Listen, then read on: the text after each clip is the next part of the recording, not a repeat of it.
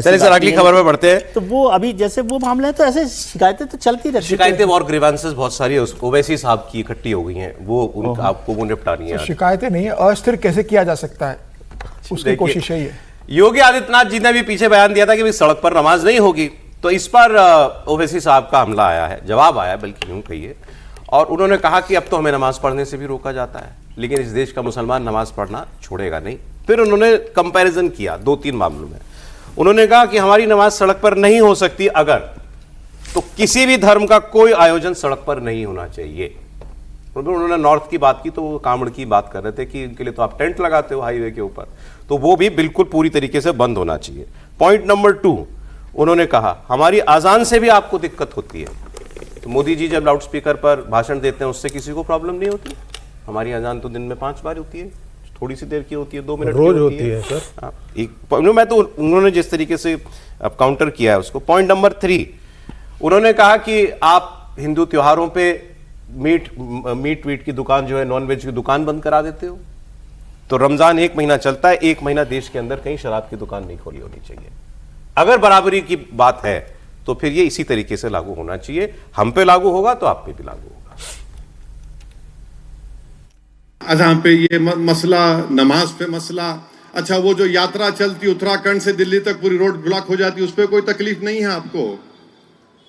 बीच में पंडाल डाल देते, उस पर कोई तकलीफ नहीं है आपको? ये बात सच है, नमाज होती रोड पे, कितनी देर होती भाई मेरे?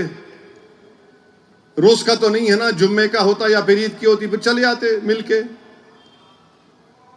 ये भारत में तो हर मजहब का त्योहार तो रोड पे भी होता है ना, उसको नहीं देखते, उसको नहीं देखते, आंख अंधी हो जाती है। बदनाम करो मुसलमानों को, नहीं नमाज। अरे भाई याद रखो, तुम कुछ भी कर लो, हम नमाज नहीं छोड़ेंगे इंशाअल्लाह ताला। बल्कि कई नौजवानों से, 16-17 साल के बच्चों से मैं मिला, जो मेरे को आके बोले, असद साहब हम नमाज नहीं पढ़ते थे, माने कभी पढ़ते कभी नहीं पढ़ते थे, मगर ये जो रोज टीवी पे देख रहे ना आप, हम नमाज पढ़ेंगे इंशाअल्लाह जाके मस्जिदों में। अगर रोड पे नमाज पढ़ना गलत है तो फिर हर मजहब का त्योहार रोड पे आना गलत है। अगर किसी के त्योहार में आप बोलते हैं कि गोश्त की दुकान बंद होना, तो रमजान के 30 दिन शराब की दुकान बंद करो ना। जी प्रोफेसर साहब, अगर बराबरी की बात है तो फिर बराबरी ऐसी। देखिए, मैं सबों से अलग अपनी राय रखता हूँ। मैं मानता हूँ ये देश हिंदुओं का देश है, जिसमें मुसलमान भी रहते हैं, क्रिश्चियन भी रहते हैं, सभी को लगते हैं।